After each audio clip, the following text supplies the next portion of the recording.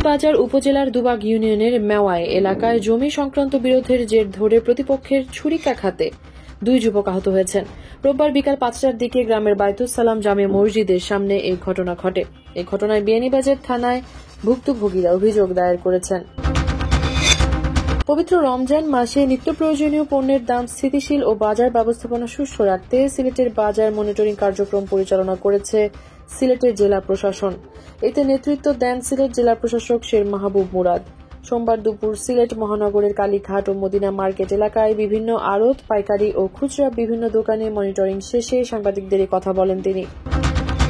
সিলেটের তারাবি নামাজ পড়া অবস্থায় মুর্শেদ মিয়া নামের এক বৃদ্ধা মারা গেছেন। ইন্না লিল্লাহি ওয়া ইন্না ইলাইহি রাজিউন।